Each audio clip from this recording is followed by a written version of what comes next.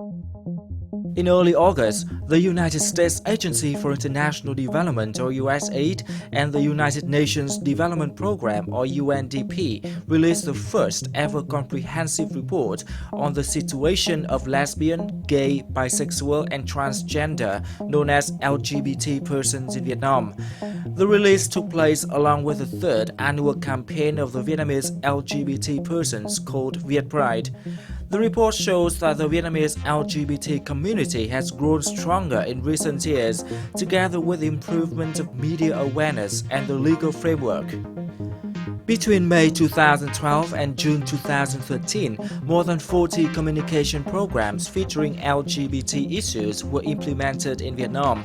Information has been disseminated to millions of Vietnamese newspaper readers, including major publications such as Tuổi Trẻ, Thanh Niên, and Tiền Phong. On September the 24th, 2013, the Vietnamese government issued Decree 110-2013 NDCP, which removed cash penalties against same-sex marriage. Despite the improvements, the report says LGBT persons in Vietnam still face stigma and discrimination in many areas, such as education, employment, and health care. The report provides recommendations to various stakeholders on how to enhance the inclusion of the LGBT community in Vietnam. The recommendations include various measures in terms of policy advocacy, support services, media representation, organizational research and development, and capacity building. The report is part of a regional initiative entitled Being LGBT in Asia, jointly conducted by USAID and UNDP in 8 Asian countries.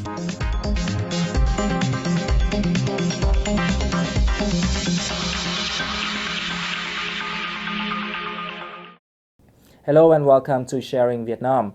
USAID and UNDP have recently published a national report on LGBT people here in Vietnam. And in our conversation today, we will talk with Mr. Joachim Parker, the country director of USAID in Vietnam. He will share with us information on the report and particularly about the improvements and challenges with the LGBT people here in Vietnam. So, good afternoon, Mr. Parker. Thank you very much for joining us today. How do you describe the importance of the national LGBT report published on the 2nd of August? Well, we were very excited both with the report and our ability to work with the UN to have it come out at the same time as Viet Pride Week earlier this month. It is, I think, the first of its kind. It's certainly the most broad-based, the most collaborative, and highly based on consultation driven by LGBT community in Vietnam. It's quite a lengthy document that goes into the many issues that the community here in Vietnam faces and the opportunities. And I think reflects the excitement of all involved in working with them and Vietnam to advance this important issue. What do you think of the improvements mentioned in the report regarding LGBT people in Vietnam, and how do you compare the improvements with the progress in some other Asian countries?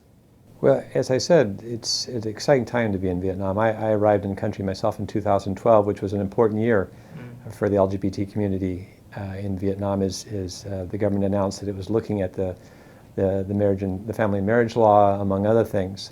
Vietnam has progressed quite a lot in the last 10 years, from the time just over 10 years ago when homosexuality was defined as a social evil, to the point last year where the law has been amended to decriminalize same-sex marriage. There are other countries in the region they're considerably far behind, at least on that point. Burma, for example, Malaysia, a few other countries still criminalize the LGBT community's status for who they are. There are, of course, still important things for Vietnam to do, both in terms of law and helping these groups of people overcome challenges that they face in employment, education, healthcare, family affairs, and others. But those are challenges that many countries are working with. What's exciting for us at USAID is the chance to partner with Vietnam to draw on our own learning experiences in the U.S. And help Vietnam with its.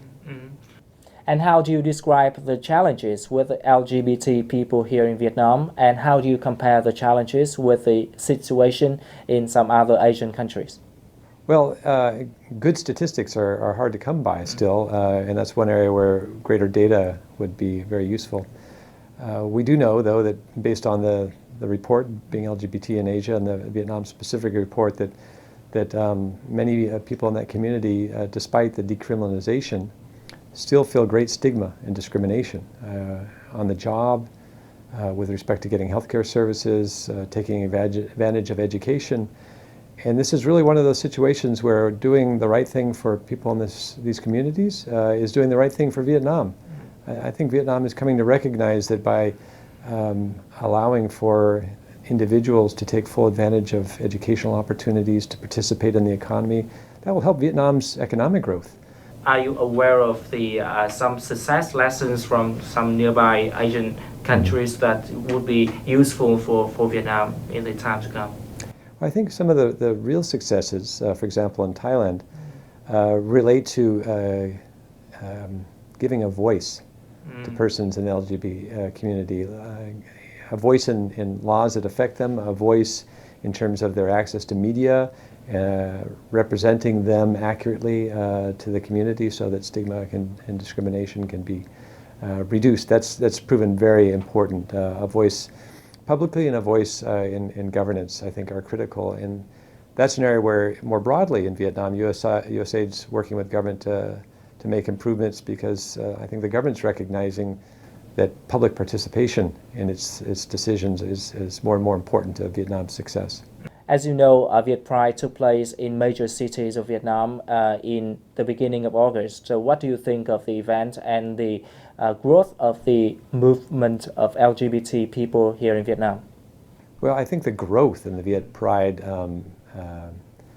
anniversary every year is a sign of Vietnam's increasing maturity on this question of LGBT community and their rights. It's been exciting to watch, both the self-expression but also the growth in the movement. Having a Viet Pride, of course, is important as part of this effort to reduce stigma and give them a voice. It shouldn't be something that's limited to once a year, of course. That's why the embassy, the U.S. Embassy, is in addition to the Usaid programs that we've touched on a bit, has quite a number of community programs and other public diplomacy efforts that are aimed at both giving a voice to LGBT community and raising their issues, and working with journalists to help them develop sensitivity to LGBT topics.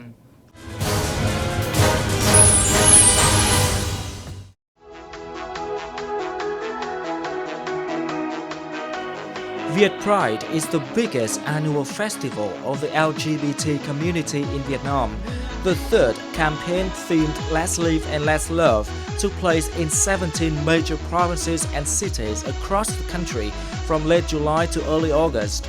In each locality, LGBT persons carried out various activities such as workshops, exhibitions, film screenings, stage shows, and matches.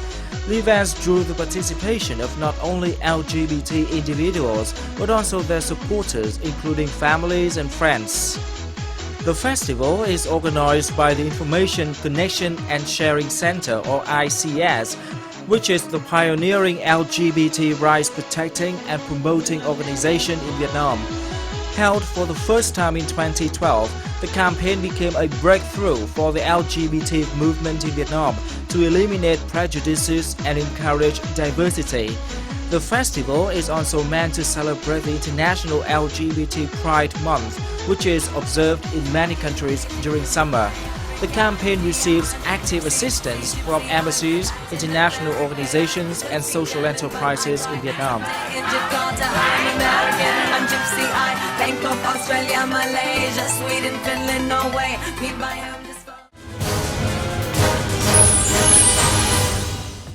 There are key strategies in the national report on LGBT people in Vietnam, and the Usaid has also announced its LGBT vision for action. So how do you compare the two documents? Sure. Well, both of them are very important, but they do have somewhat different purposes.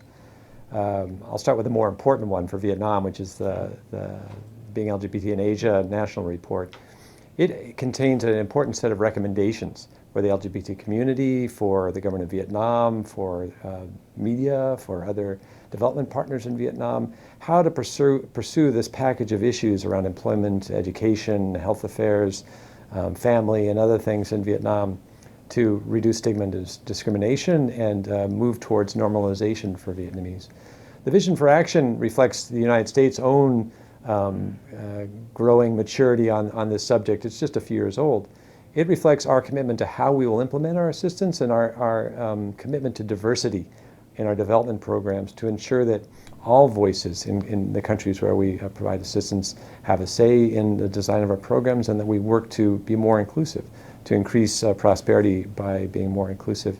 It also has an inward look, which is a commitment within Usaid to ensure that we are inclusive and respectful of members of our employee community who are LGBT. Mr. Parker, could you give us more information about USAID's support programs for LGBT people in recent years in Vietnam?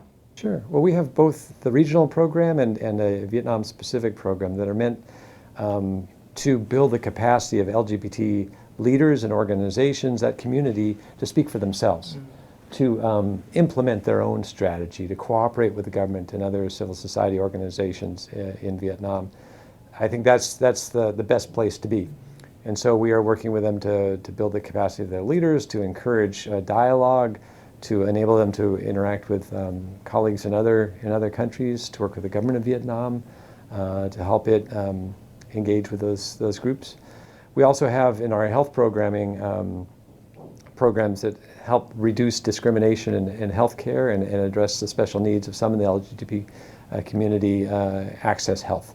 And so in those two ways we are working with LGBT. It is relatively new for our programs in Vietnam, but in the broader sense of an inclusion agenda, a growing one. Our two primary partner organizations at the moment are ICS and IC, which are related and have fantastic leadership that speaks with a voice, I think, that the government understands. And the government, the Ministry of Justice, the National Assembly, the Ministry of Health, some others, also at the provincial level, have been quite receptive. And so those are important partners for us as well. And of course, there are others in the development community, other embassies that are great to work with.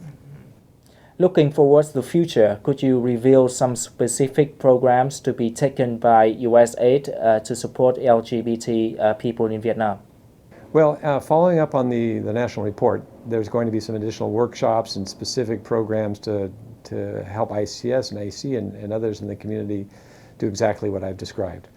As part of our broader agenda, our long-term goal is to be able to directly support those and other organizations in the LGBT community, to help the Ministry of Health ensure that there is no discrimination on access to health care in Vietnam, and I hope through our higher education programs address some of the educational restraints that effectively prevent people in the LGBT community, young men and women, from fulfilling their potential. Thank you very much. Xin cảm ơn. Well, that's all for our Sharing Vietnam today. Hopefully, with the active support of USAID and other international partners, the progress of LGBT people in Vietnam will be accelerated in the coming time for a more inclusive and harmonious society. Thank you for watching and see you again next time.